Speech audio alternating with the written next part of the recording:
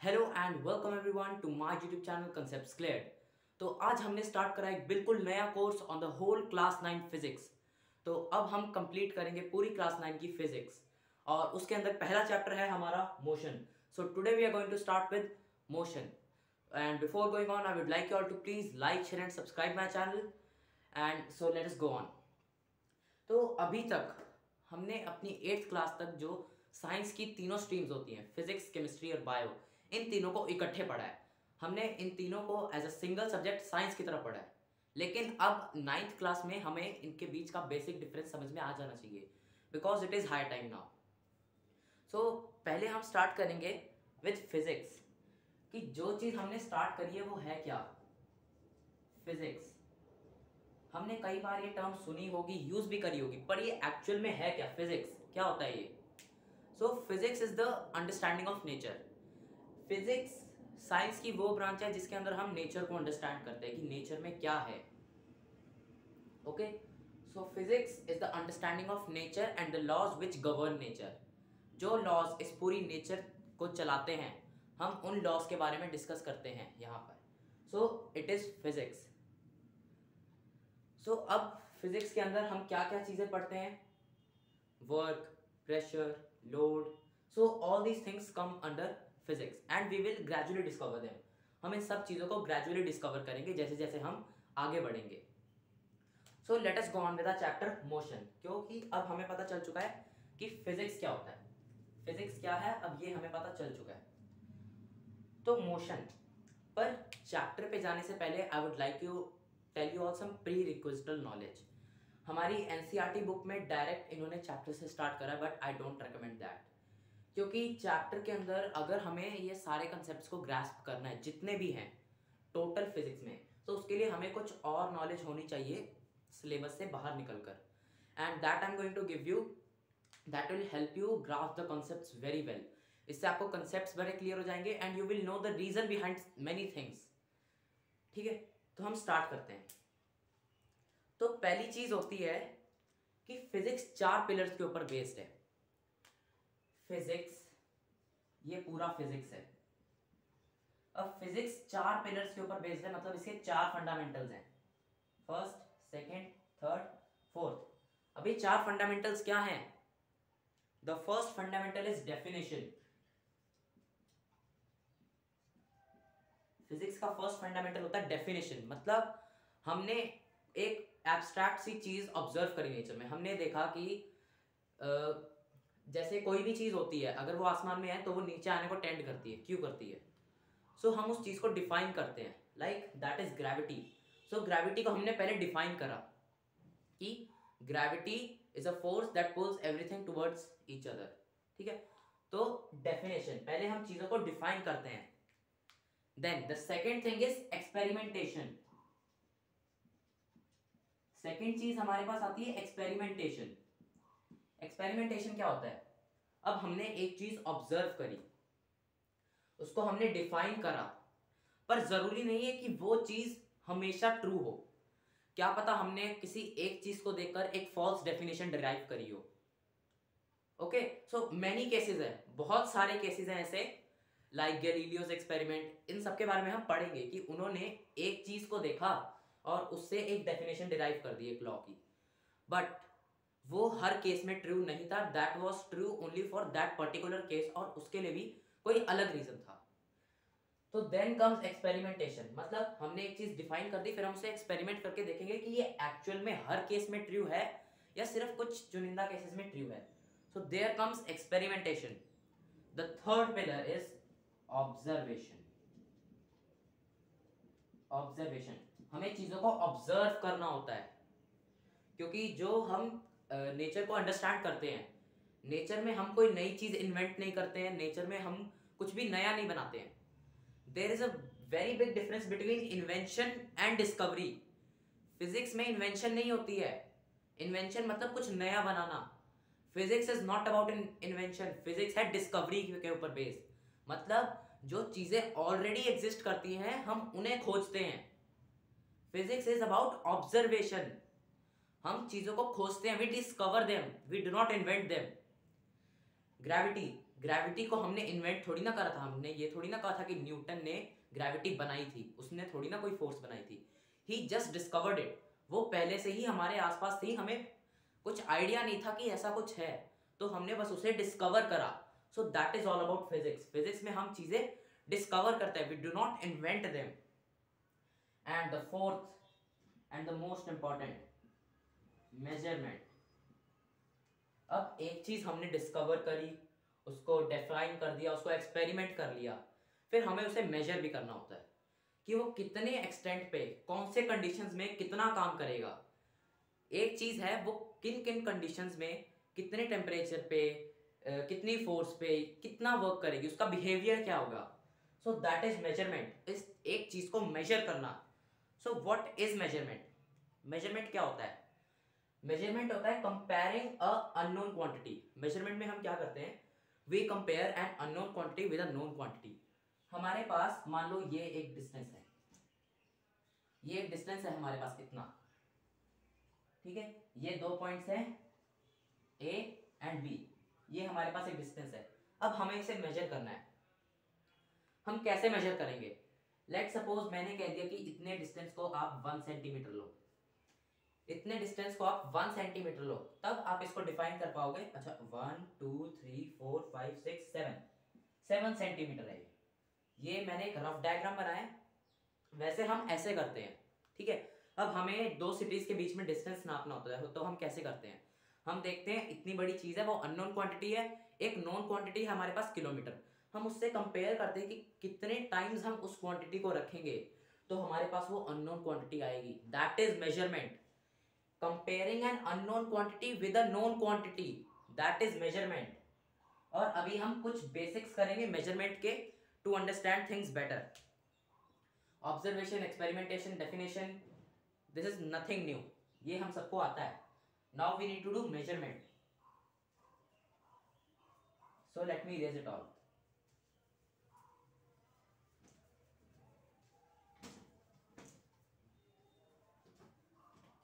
सो measurement, हम किस चीज को मेजर करते हैं? मेजरमेंट किस चीज की होती है? हम किसी क्वांटिटी को मेजर करते हैं ना, वी मेजर क्वांटिटीज। हम क्वांटिटीज को मेजर करते हैं कि एक क्वांटिटी कितनी है, दूसरी क्वांटिटी कितनी है। सो क्वांटिटीज को हम, वैसे तो एक ही टाइप की होती है, वैसे तो क्वांटिटीज ओनली फिजिकल क्वांटिटीज होती हैं, but we can add one more branch to understand it clearly. Quantities we can define in two ways: physical quantities and abstract quantities. वैसे ये abstract quantities कुछ रियल थिंग नहीं है, just to make you understand, इसलिए मैंने एक ये चीज ऐड करी है। फिजिकल क्वांटिटीज, फिजिकल क्वांटिटीज कौन सी क्वांटिटीज होती हैं? The quantities that can be measured, ठीक है, the quantities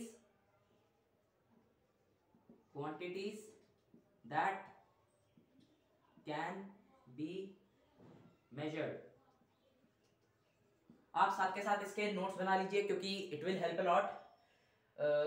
self made notes बनाओगे तो ज़्यादा अच्छा होएगा। And I will also post my own notes and a book from where I take reference of all this topics. So मैं वो अपने टेलीग्राम चैनल में पोस्ट कर दूंगा, लिंक नीचे डिस्क्रिप्शन में है, you can join over there.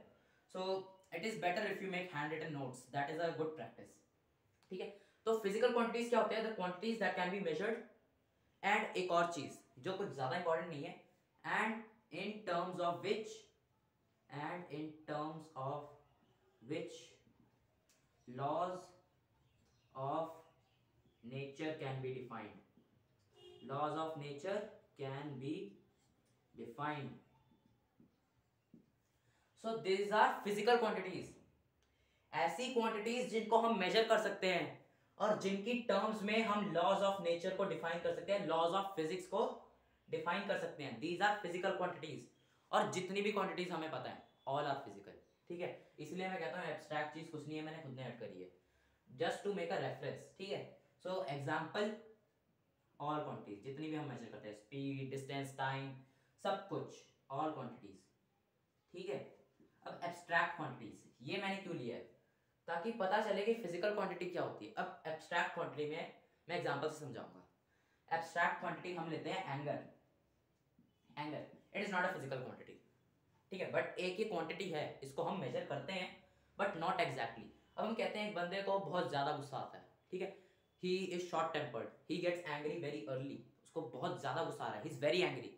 Very मतलब हमने एक अननोन क्वांटिटी को एक नोन क्वांटिटी से मेजर करा है, हमने मेजरमेंट करी है, बट एक अननोन क्वांटिटी को एक अननोन क्वांटिटी से। अब एंगर की कोई यूनिट होती है? नहीं, एंगर की कोई यूनिट नहीं होती जिससे हम उसे मेजर कर सकें।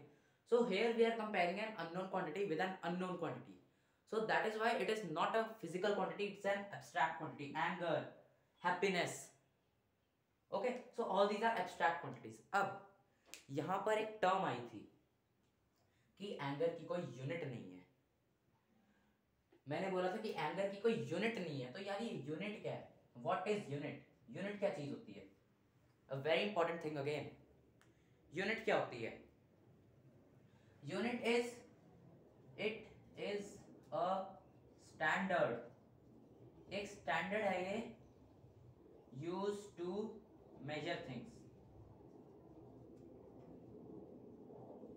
ठीक है, एक ऐसा स्टैंडर्ड, एक ऐसा मीडियम जिसे हम यूज करते हैं थिंग्स को मेजर करने के लिए, फिजिकल क्वांटिटीज को मेजर करने के लिए, of same nature, of same nature, ठीक है, it is a very important thing, of same nature. Definition का हर एक पार्ट समझ के याद करो डेफिनेशन को। It is a standard used to measure things of same nature, ठीक है। अब यूनिट क्या है? ये एक स्टैंडर्ड है, मतलब ये एक मीडियम है, ये एक माध्यम है, किस चीज का?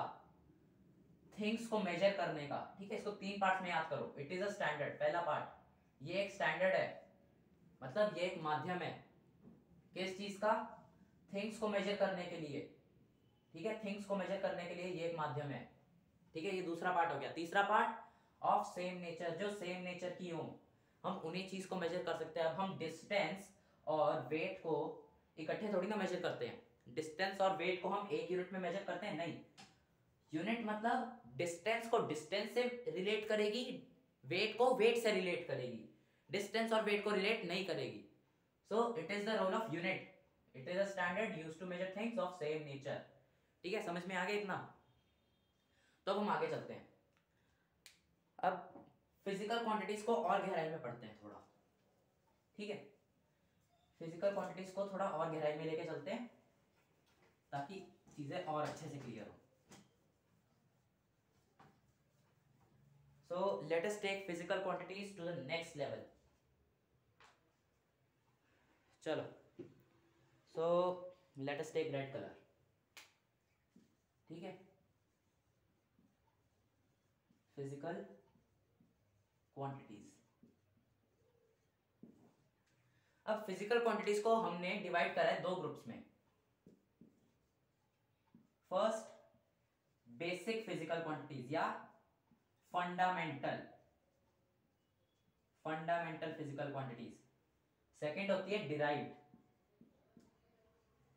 ठीक है। अब जिस हिसाब से हमने इसे क्लासिफाई करा, हमने इसे किस बेसिस पे क्लासिफाई करा है कि हम इन्हें मेजर कैसे करते हैं, कि ये खुद आप अपने आप में डिफाइन हो जाती है, इसको कोई और यूनिट सही होती है डिफाइन होने में। जैसे नाम से पता चल रहा है बेसिक या फंडामेंटल, मतलब these quantities are defined by measurement. इन क्वांटिटीज को हम खुद ही डिफाइन करते हैं। These quantities are defined by themselves and do not need the help of any other quantity to be defined, ठीक है। Exact definition है, fundamental quantities are those that are derived directly from their process of measurement, ठीक है। Fundamental quantities वो quantities होती है जिनको हम डायरेक्टली उनके मेजरमेंट के प्रोसेस से डिफाइन करते हैं, ठीक है। अब ये चीज थोड़ी एम्बिगुअस होगी, ज्यादा क्लियर नहीं होगी, इसको मैं अभी क्लियर करूंगा, ठीक है। These quantities are defined by process of measurement. In quantities को हम मेजरमेंट के प्रोसेस से डिफाइन करते हैं, ठीक है। एग्जाम्पल, इसके एग्जाम्पल्स क्या होंगे? फंडामेंटल क्वांटिटीज सिर्फ 7 हैं। We have only 7 fundamental quantities, 7 + 2, 7 + 2 है, 7 फंडामेंटल है, 2 हमने अभी रिसेंटली सप्लीमेंट्री ऐड करी है, सप्लीमेंट्री फंडामेंटल क्वांटिटीज। ठीक है, ये सप्लीमेंट्री है, तो सॉलिड एंगल और प्लेन एंगल, ये मैं अभी इनके बारे में बताऊंगा। ठीक है, तो चलो यार पहले फंडामेंटल को अच्छे से पढ़ लें डिराइव्ड पे जाने से पहले। चलो फिर पहले फंडामेंटल पे ही चलते हैं, डिराइव्ड को अब हम बाद में पढ़ेंगे। तो अब ये कौन कौन सी होती हैं? पहली होती है डिस्टेंस, दूसरी mass, and keep it in mind mass और वेट सेम चीज नहीं है। डेली लाइफ में यूज करते हैं वो ठीक है, बट फिजिक्स के अंदर अगर मास और वेट को कहा कि ये सेम चीजें हैं, सबसे बड़ा ब्लंडर है वो, और that we will learn in the third chapter gravity. Gravity में पढ़ेंगे ऐसा क्यों है, बट अभी के लिए ये याद रखो कि मास और वेट सेम चीज नहीं है। ठीक है, distance, mass, time, then fourth electric current, electric current, इनकी यूनिट्स भी लिखते जाता हूं मैं। डिस्टेंस की होती है metre, SI units, SI units पता है ना? नहीं पता तो अभी बताते हैं।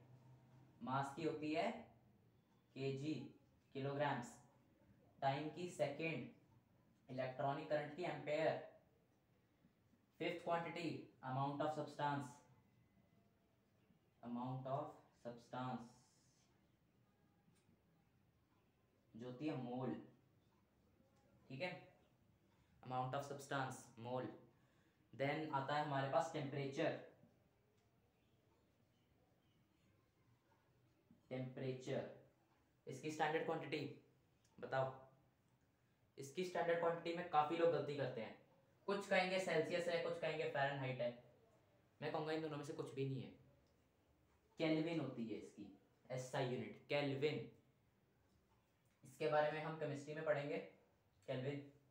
ठीक है, तो जैसे है हमारे पास सेकेंड या फर्स्ट चैप्टर में है conversion of Celsius to Fahrenheit to Kelvin. ठीक, ये टॉपिक है हमारे पास केमिस्ट्री में, पढ़ेंगे।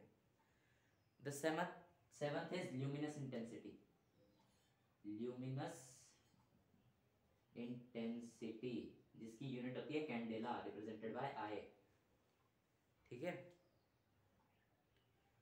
सॉरी एल नहीं, आई नहीं, एल से होती है। Okay, so candela is represented by, नहीं एल से भी नहीं होती, आई से भी होती है, sorry for the bar bar cutting. ठीक है, तो ये तो है हमारी 7 जो हमारी बेसिक थी। अब हमने रिसेंटली 2 और ऐड करी थी। ठीक है, ये सप्लीमेंट्री है इसलिए लाइन बना देता हूँ, चलो यहाँ पे लिख देते हैं। 8th plane angle, plane angle इसकी क्या होती है? रेडियंस, रेडियंस हम 11th में पढ़ेंगे सर्कुलर सिस्टम ऑफ ट्रिग्नोमेट्री के अंदर। 9th solid angle, solid angle इसकी यूनिट क्या होती है? सॉलिड एंगल की होती है स्टर्डियन, एसआर। ठीक है, सो अभी इन दोनों का हमें इतना काम नहीं होएगा, इन दोनों में से हमें सिर्फ प्लेन एंगल का काम होएगा मैथ्स में। ठीक है, रेडियंस का हमें सिर्फ मैथ्स में काम होगा, बाकी हमारी बेसिक होती है ये। Okay, so these are the fundamental quantities, लिख लो इन्हें, फिर मैं इनकी स्पेसिफिकेशंस भी बताता हूँ। ठीक है, स्पेसिफिकेशंस बताते हैं चलो आपको। डिस्टेंस 1 मीटर कितना होता है? अगर कोई आपको कहे डिफाइन 1 मीटर, ठीक है, क्योंकि physics is about definition. So 1 metre कितना होता है? 1 metre is the distance travelled by light, distance travelled by light in 1/3 into 10 raised to power 3 into 10 raised to power 8 second. 1/3 into 10 raised to power 8 second के अंदर light जितना distance travel करती है उसे हम कहते हैं 1 मीटर। ठीक है, तो इस तरीके से मेरे पास स्पेसिफिकेशंस हैं, इन सब की हैं, and I will post it in the Telegram channel, आप वहां पे जाकर देख सकते हो। I will today itself post it. So ये हो गई हमारी basic quantities complete. Okay, so अब हम चलते हैं डिराइव्ड क्वांटिटीज पर। डिराइव्ड क्वांटिटीज,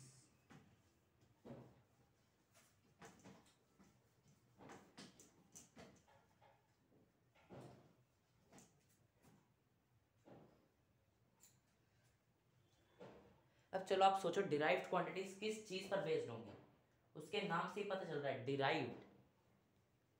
डिराइव्ड मतलब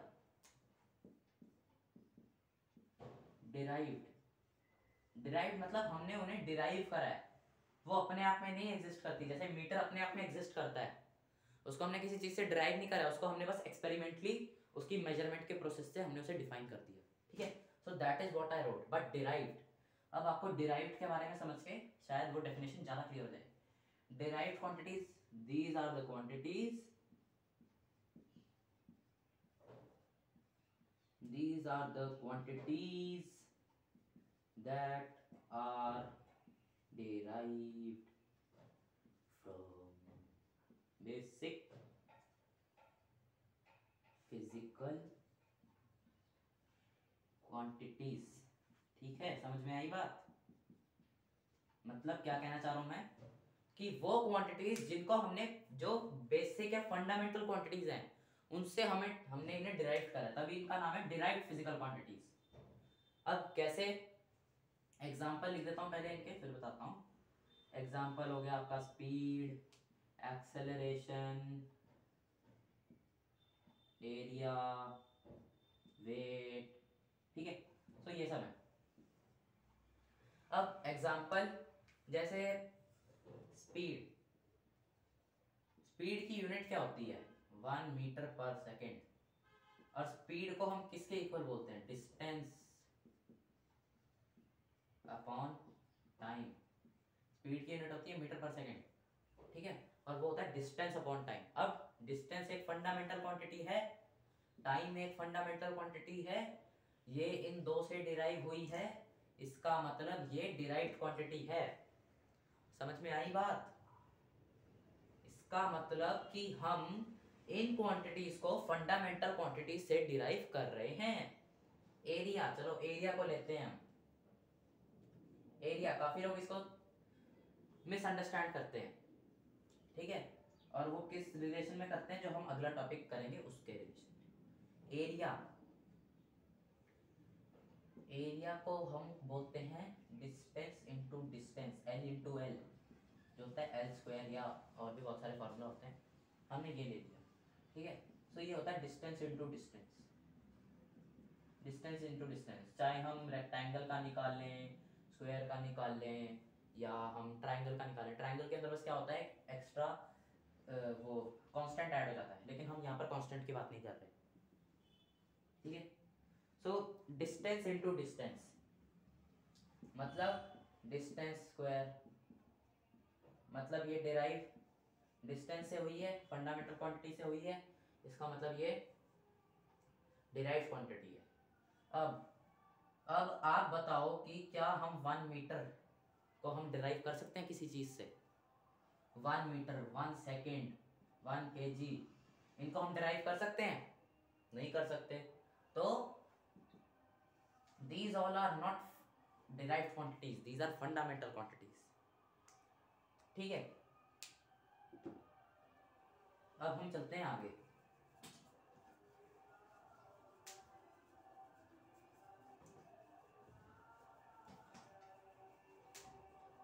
अब आप कहोगे कि मैं इतनी देर से SI यूनिट बोल रहा हूँ, ये SI यूनिट है क्या चीज? ठीक है, मैं SI यूनिट बोल रहा हूँ, चलो मैंने यूनिट तो बता दिया भैया, आगे SI का क्या रोल है तो समझते हैं अब हम। अब जो यूनिट्स होते हैं ना, वो हम काफी सारे तरीकों से डिफाइन करते हैं, ठीक है। तो उन्हें कहते हैं system of units, system of units, ठीक है। सो ये होता है सिस्टम ऑफ यूनिट्स। अब सिस्टम ऑफ यूनिट्स को हम कैसे वो करते हैं, इसके 3 सिस्टम है, ठीक है। CGS, FPS, MKS, ठीक है। CGS का क्या मतलब है? इनको हम 3 जो हमारी बेसिक होती हैं, जो हमारी 3 बेसिक फिजिकल क्वांटिटीज होती हैं, उनके बेसिस पे करते हैं, ठीक है। C stands for centimetre, G stands for gram, S stand for second, S stand for foot, P pound, money वाला नहीं, वेट वाला, सॉरी मास वाला, S stand for second, M stand for metre, K stand for kilogram, S stand for second. ठीक है, तो ये क्या है, ये सिस्टम ऑफ यूनिट्स है। अलग अलग जगहों पर आपको अलग अलग नाम मिलेंगे। ठीक है, जैसे इंडिया के अंदर हम बोलते हैं मीटर के फॉर्म में, आप इंग्लैंड की साइड जाओगे तो वहां पर वो आपको फुट या माइल की फॉर्म में बोलते हैं। ठीक है, तो ऐसे अलग अलग सिस्टम होते हैं यूनिट्स के। CGS, इनका नाम कैसे याद रखो, सेंटीमीटर ग्राम सेकेंड, CGS, पहले पहले लेटर उठा दिए। ठीक है, सो अब जो MK सिस्टम होता है ना, इसको वर्ल्ड वाइड एक्सेप्ट करा जाता है। ठीक है, अब आप यहाँ पर बोलोगे किसी को कि मेरा घर उसके घर से 4 फुट दूर है, वो बोलेगा फुट कितना होता है भाई, मुझे तो नहीं पता। ठीक है, ऐसे आप अमेरिका में जाके फुट बोलोगे, उनको समझ में नहीं आएगा। आप इंग्लैंड में जाके मीटर बोलोगे तो समझ में आ जाएगा। ऐसा क्यों होएगा, क्योंकि हमने इसको यूनिवर्सली एक्सेप्ट कर लिया। हमने जो ये MK सिस्टम होता है इसको यूनिवर्सली एक्सेप्ट कर लिया, मतलब ये हर जगह चलेगा। और जैसे कभी कभी हम करते थे, जैसे हम फिजिक्स वगैरह का वो करते थे, तो फिर उसके अंदर ये होता था कि जैसे जब हम फिजिक्स करते थे तो इंग्लैंड वाले जो वो थे, जो इंग्लैंड के साइंटिस्ट थे, वो कहते थे कि यार इसकी जो डिस्टेंस है ना वो 1 फुट है। अब जो हमारे इंडियन साइंटिस्ट थे वो कहते थे नहीं यार कुछ मीटर है, मतलब जितना 1 फुट मीटर में होता है उतना। तो ऐसे करके ना कंफ्यूजन क्रिएट हो जाता था। तो क्या करा, सारे साइंटिस्ट इकट्ठे बैठे, एक इन्होंने वो बनाई सोसाइटी, उसने डिसाइड कर लिया कि हम जो है ना MKS को मानेंगे। जो हमारी ऑफिशियल रिसर्चेज होंगी, जो भी हमारा ऑफिशियल काम होएगा उसके अंदर हम इस सिस्टम को मानेंगे। ठीक है, सो हमारे जो रिसर्चेज वगैरह पब्लिश होंगी वो इस सिस्टम में होंगी। सो इसको नाम दिया SI। अब SI की फुल फॉर्म क्या है, वैसे तो ये फ्रेंच वर्ड है, international day system of units. ठीक है, international day system of units, ऐसा समझो। ठीक है, तो इसको हम SI यूनिट बोलते थे। So these are the standard units, मतलब इन्हें हमने स्टैंडर्डाइज कर दिया। So this was about system of units. अब हमारे पास 2-3 टॉपिक्स रह जाते हैं, उनको भी अभी हम कर लेते हैं। And we will start with a chapter, मतलब जो हमारा ऑफिशियली चैप्टर स्टार्ट हमारा अगले लेक्चर में होगा। ठीक है, तो अभी जिनको एक्स्ट्रा नॉलेज चाहिए वो ठहरें, अगर जिनको अच्छे से समझना है, जिनको सिर्फ किताबी वो करना है, जिनको सिर्फ पास होना है, दे कैन गो। तो चलो आगे चलते हैं। तो अब हम बात करते हैं स्केलर्स और वेक्टर्स की, अनदर वेरी इंपॉर्टेंट टॉपिक। और वेक्टर्स तो इतना इंपॉर्टेंट है, इसकी तो पूरी एक ब्रांच है मैथ्स की। ठीक है, हल्के में मत लेना वेक्टर को, बहुत तगड़ी चीज है। तो स्केलर और वेक्टर हम इनको ऐसे डिफरेंशिएट करेंगे। ठीक है, स्केलर क्या होते हैं, the quantities which can be defined by their magnitude only। ठीक है, मतलब कि जो क्वांटिटीज को उनका सिर्फ मैग्नीट्यूड डिफाइन कर दे। अब जैसे हम डिस्टेंस बोलते हैं 1 मीटर, आपको पता चल गया ना कितना होता है। ठीक है, अब आपको कोई एक्सेलरेशन बोलेगा, आपको किसी ने बोली 1 मीटर पर सेकंड, 1 मीटर पर सेकंड स्क्वायर एक्सेलरेशन है। अब आपको फिर उसकी डायरेक्शन चाहिए होगी ताकि आप उस चीज को अच्छे से डिफाइन कर सको। ठीक है, so the quantities which can be defined by their magnitude only, these are known as scalars। vectors, the quantities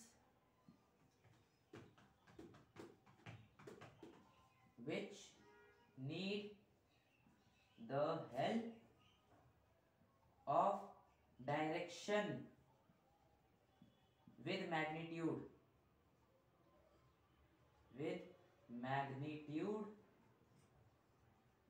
to be defined are known as vectors। ठीक है, तो जिन क्वांटिटीज को डिफाइन करने के लिए उनके मैग्नीट्यूड के साथ उनकी डायरेक्शन की हेल्प की भी जरूरत पड़ती है, these are known as vectors. बहुत ज्यादा वास्ट टॉपिक है वेक्टर्स, मैं ज्यादा डिटेल में नहीं जाऊंगा। ठीक है, सरफेस से टच करेंगे। फिर स्केलर्स को हम जो डिनोट करते हैं, डिनोटेशन स्केलर्स की होती है सिर्फ लेटर्स के साथ। जैसे स्पीड को हम डिनोट करते हैं, हम स्पीड को v से डिनोट करते हैं, डिस्टेंस को x से या s से डिनोट कर देते हैं, ठीक है। तो इनको सिर्फ स्मॉल लेटर्स में डिनोट करा जा सकता है, बट जो वेक्टर्स होते हैं, ठीक है, इनकी डिनोटेशन में काफ़ी बढ़िया चीज़ होती है। इनको डिनोट करने के लिए, जैसे वेलोसिटी एक वेक्टर है, उसको डिनोट करने के लिए हम एक एरो हेड लगा देते हैं कि पता चल जाए कि हमने इसकी डायरेक्शन भी इंक्लूड करनी है, ठीक है। सो वेक्टर और स्केलर में इतना ही फर्क होता है। अब अगर आपको कोई ये और ये बना के दे तो कंफ्यूज मत होना कि ये सेम चीज़ है ना, ये स्पीड है, ये वेलोसिटी है, दोनों में ज़मीन आसमान का फर्क है, जो अभी हम आगे पढ़ेंगे, ठीक है। और इसके एग्जाम्पल बहुत सारे हैं, थोड़े से लिख देते हैं। स्पीड, डिस्टेंस, टाइम, और भी बहुत सारे, ठीक है। वेक्टर्स के एग्जाम्पल हम क्या बोले, वेक्टर्स में क्या बोले हम, वेक्टर्स में वेलोसिटी, वेक्टर्स में तो स्केलर से भी ज़्यादा, वेलोसिटी, टॉर्क, फोर्स, ठीक है, और ऐसे चलते जाते हैं, ठीक है, बहुत सारे हैं। तो ये है स्केलर और वेक्टर। बेसिक डिफरेंस डिनोटेशन में होता है इसका, ठीक है। और इसको हम, जैसे अगर हमें किसी ने बोला स्पीड, तो वो होती है 1 मीटर बोल देंगे हम, 1 मीटर पर सेकेंड। लेकिन अगर हमें किसी ने बोला कि वेलोसिटी बताओ उस चीज़ की, तो अगर वो 1 मीटर पर सेकेंड पे है तो हमें उसकी डायरेक्शन भी बतानी पड़ेगी, ड्यू ईस्ट, कि वो ईस्ट की तरफ को जा रहा है 1 मीटर पर सेकेंड से। तो ये बेसिक डिफरेंस होता है स्केलर और वेक्टर में, ठीक है। इतना समझ में आ गया? तो हमें इतना ही समझना है इसके बारे में, इसके बारे में और हमने समझना ही नहीं है, क्योंकि ज़्यादा पढ़ के क्यों दिमाग खराब करना जब इतने से समझ में आता है हमारा चैप्टर, ठीक। तो चलो आगे चलते हैं। अब बस हमारा लास्ट टॉपिक रह गया, जो है प्रीफिक्सेस, ठीक है। तो अब हमारा लास्ट टॉपिक है prefixes to the power 10, prefixes to the power 10, ये है हमारा last topic, prefixes to the power 10। अब ये हम काफ़ी जगह यूज़ करते हैं। तो अगर हमें किसी ने बोला, जैसे हम मीटर के रिलेशन में पढ़ते हैं, ठीक है, मीटर का एग्जांपल लेके करेंगे, ज़्यादा अच्छे से समझ में आएगा। अब हम बोलते हैं मीटर, ठीक है, तो ये होता है 10 रेज़ टू द पावर 0। अगर हमें किसी ने बोला 1 मीटर, उसका मतलब होता है 10 raise to the power 0 metre, और anything raise to the power 0 is equal to 1। इतना मैथ्स आना चाहिए, 9th में हो गए हो। अब इसके बाद इसके नीचे चलते हैं हम।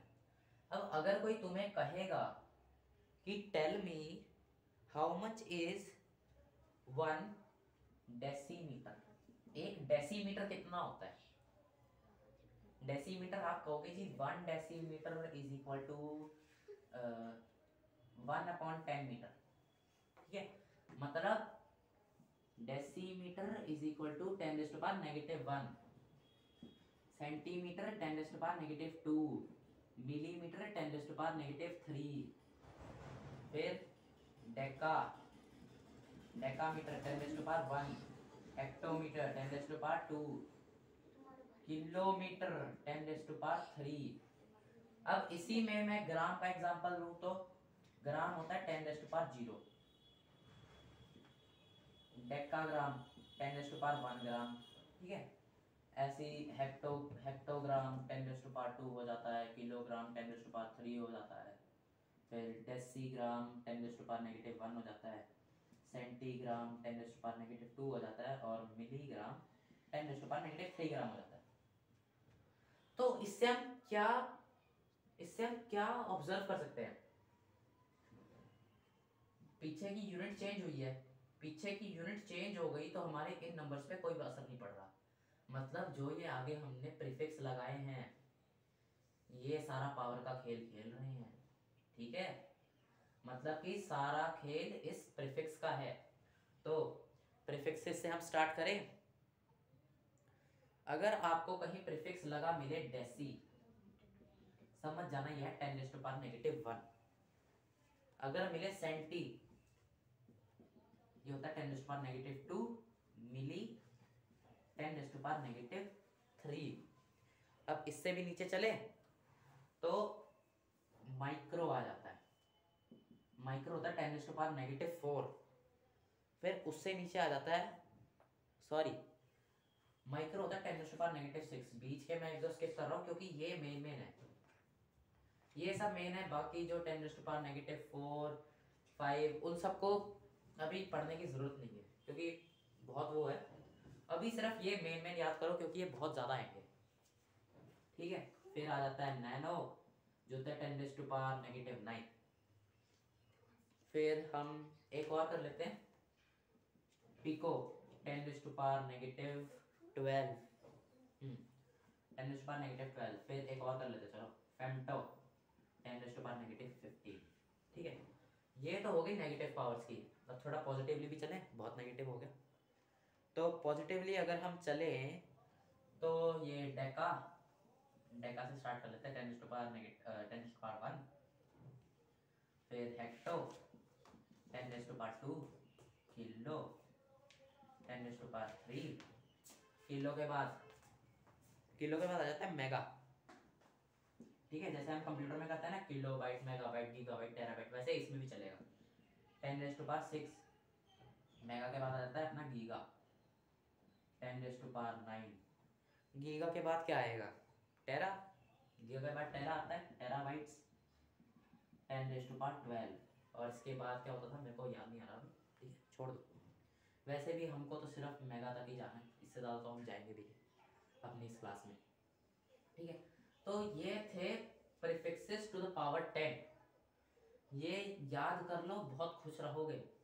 याद नहीं करा दुखी रहोगे फिजिक्स में, क्योंकि बहुत जगह ये टर्म्स मिलती हैं। जैसे आपका आंसर आ रहा है 1000, आपको एक न्यूमेरिकल दिया, उसको सॉल्व करा, आंसर आया 1000, पीछे दे रखा होगा 1K, समझ जाना क्या है, ठीक है। तो इनको याद कर लो, फायदे में रहोगे। 1K मतलब 1000, 1 किलो 10⁻3। तो ऐसे काफ़ी जगह हेरा फेरी होती है, तो समझ जाना। सो आज के लिए काफ़ी एक्सटेंड कर दिया लेक्चर, तो चलो नॉलेज तो मिल गई। तो आज के लिए इतना ही। अगले लेक्चर से स्टार्ट करेंगे हम अपना मेन ऑफिशियली, हम अपना चैप्टर स्टार्ट करेंगे motion. So till then bye and take care, and before going please like, share and subscribe, and till then bye and see you.